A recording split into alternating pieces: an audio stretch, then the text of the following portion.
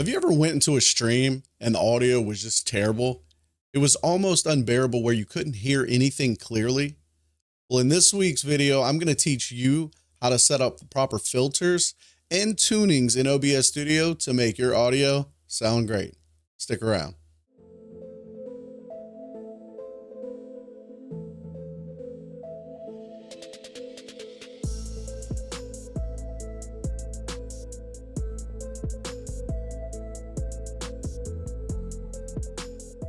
Every time I go into a new stream or a new YouTube video, the first thing that I'm going to look for is audio quality.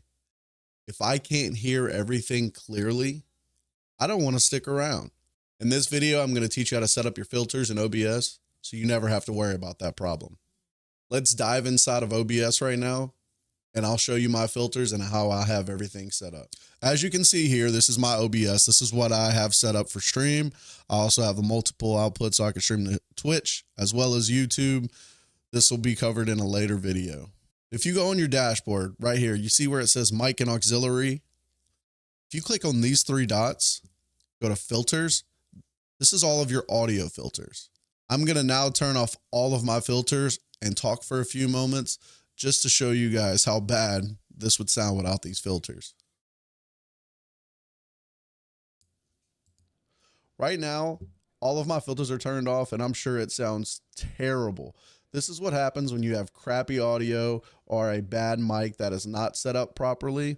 Now I have a GoXLR audio interface, so my mic is set up through there as well. So it's not as bad as it could be, but it's still pretty bad. Now that all the filters are turned back on, this is what it sounds like. You're not hearing any background noise. You're not catching anything from outside or anything like that. The first thing I want to talk to you about is noise suppression. Noise suppression is going to keep those background noises down to a minimum. There are two different methods. You can run SPX, which is a low CPU usage, but it's a very low quality, or you can run the RN noise, which is a better quality, but it does take a lot of CPU usage.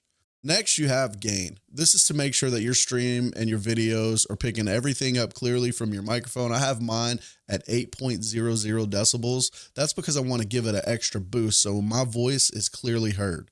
Next, let's talk about the noise gate. The close threshold, open threshold, attack time, hold time, release time. I have left these three where they were. The close threshold and the open threshold, this is where your mic is going to open. This is where your mic is going to close to cut out all that background noise that you may hear. And, you know, if you have a little brother, little sister, you have a sibling, you have kids, you have a loud wife, a loud husband, this is what's going to help cut it out. I have mine set at -40 and -35. It depends on your mic, and it's also going to depend on your voice as well. You want to set it up to where the loudest that you're going to talk is what's going to open it. Your close threshold, you want to set up so the ambient sound in your room will not trigger this to open. You're going to have to adjust these to your preference and your personality in your surroundings. Now, I know a lot of people don't use the 3-band equalizer. I do, because sometimes in stream, I notice my bass is a little bit high. So I use this to adjust. You got your high, your mid, your low. These are my current settings.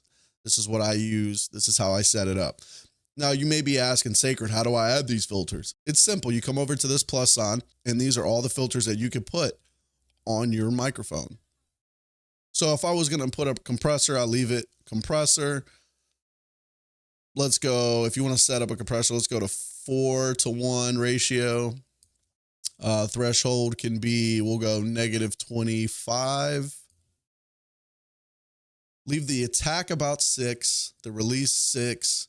The output gain, you could leave to 0. You could boost it up if you want to boost your voice a little bit. Like I'm sure it's going up now because I boosted it.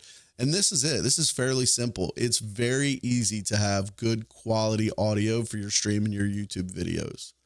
Honestly, it's as simple as that. It's fooling around and messing around on OBS and knowing what each filter is going to do for your mic.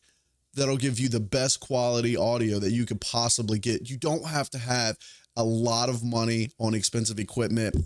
The mic that I'm using is a Rode PodMic. I paid $99 for this mic. I have the ThronMax Mic Arm. That was a little bit more expensive, but it was still less than $100. Now my audio interface is a GoXLR. There are better options out there now because from what I'm hearing, GoXLR is not putting out any more updates for it. It's all going to be crowdsourced. There are better options out there.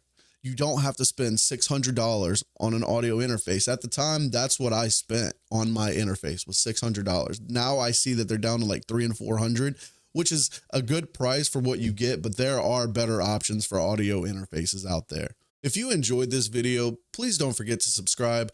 Also, if you enjoy live streams and games, please be sure to check out my Twitch at twitch.tv/sacredvision. I am live every Monday, Wednesday, Friday, and Saturday, starting at 2 p.m. Central Standard Time. If there's any questions, comments, let me know in the comments section about what can we help you with? How can we help you set up your audio better for your streams?